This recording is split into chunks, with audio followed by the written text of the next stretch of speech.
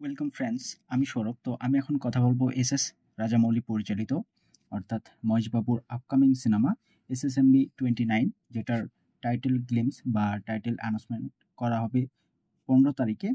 এবং এটারই কিন্তু ফার্স্টে একটা পোস্টার ড্রপ করা হয়েছিল এবং তার পরবর্তীতে হঠাৎ করে মেকার্সরা কিন্তু নতুন একটা গান নিয়ে আসছে, অডিও ভার্সন, যেখানে আমরা শ্রুতি হাসানকে গানটা গাইতে দেখতে পাচ্ছি। এবং শ্রুতি হাসান এই গানটা জাস্ট ব্যাপক গেয়েছেন, অসাধারণ। তার কণ্ঠে এই গানটাকে যেভাবে আসলে কম্পোজ করা হয়েছে, শ্রুতি হাসান যেভাবে গানটাকে গেয়েছে, সত্যি দুর্দান্ত ছিল। তো এই গানটাকে নিয়ে আজকে কথা হবে।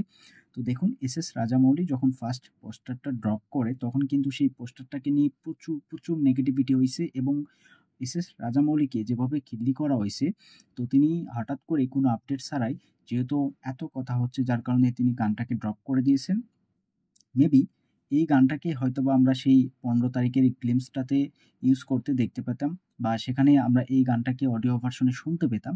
কিন্তু তারা এই গানটাকে আগেই রিলিজ করে দিয়েছে অডিও ভার্সনে, যেখানে আমরা শ্রুতি হাসানকে গানটা গাইতে দেখতে পাচ্ছি। এর আগেও কিন্তু শ্রুতি হাসান গান গেয়েছে, সেটা আমরা প্রত্যেকেই জানি। তিনি অসাধারণ গান গেয়ে থাকে এবং এই গানটিকেও তিনি যেভাবে গেয়েছেন, মানে হয় না, একজন লেডি সিঙ্গার যেভাবে গান গায়, তার কণ্ঠের মধ্যে যে একটা সুর মধু আমরা ফিল করি, তো এখানে শ্রুতি হাসান গানটাকে যেভাবে গেয়েছে, গানটার মিউজিক, মানে আফ্রিকার সঙ্গে এই মুভিটার যে একটা কানেকশন আছে, তো গানটা জাস্ট আপনি অডিও ভার্সন জাস্ট শুনবেন, আপনি গানটা ফিল করবেন, এমনিতে অটোমেটিক আপনার স্বপ্নের দেশে, মানে আপনি স্বপ্নে আফ্রিকাতে চলে যাবেন, বা আফ্রিকার যে জঙ্গল বা আফ্রিকার যে প্রাকৃতিক সৌন্দর্য, সেগুলো আপনার চোখে ভাসতে থাকবে। গানটার মধ্যে এতটাই ভাইব ছিল এবং গানটা সত্যিই মানে প্রচুর দুর্দান্ত ছিল। গানটার মধ্যে সেই এনার্জি ছিল এবং যেটা আমরা পোস্টারে অবশ্যই মিস করছি।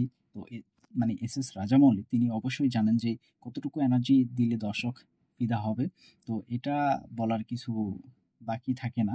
এবং আমি কি বলবো, আসলে তিনি রাজামৌলি এই জন্য, বা তিনি এত বড় একজন পরিচালক এই জন্য, তার প্রত্যেকটা কাজের প্রতি, কাজের যে ভালোবাসা, তিনি কাজটাকে ভালোবেসে করেন। লম্বা একটা সময় নিয়ে একটা কাজ তিনি কমপ্লিট করেন, যার জন্য এত মানে সুন্দর পারফেক্ট কিছু সিনেমা আমরা তার ক্যারিয়ার পাইছি।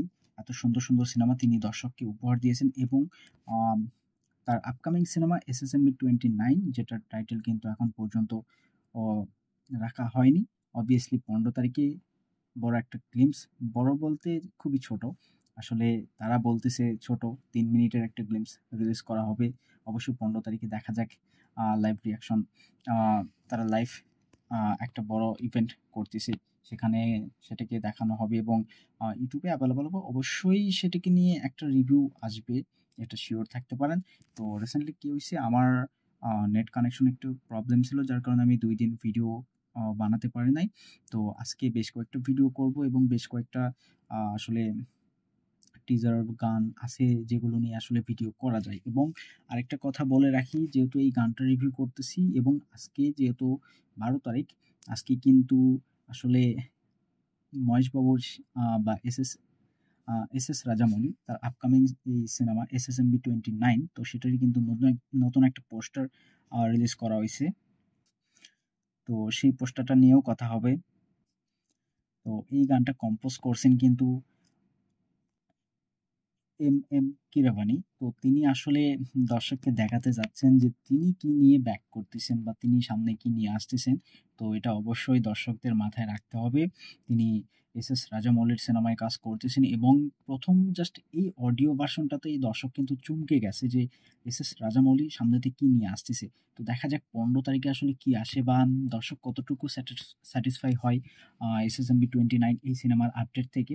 তো এই গানটা কিন্তু আমার এক কথায় ব্যাপক লাগছে। এর কারণ হলো শ্রুতি হাসান যেভাবে গানটা গেয়েছে, বা কিরবানি তিনি যেভাবে গানটাকে কম্পোজ করছেন, গানটার মিউজিক, গানটার এনার্জি সবকিছু মিলে জাস্ট ব্যাপক ছিল, ব্যাপক।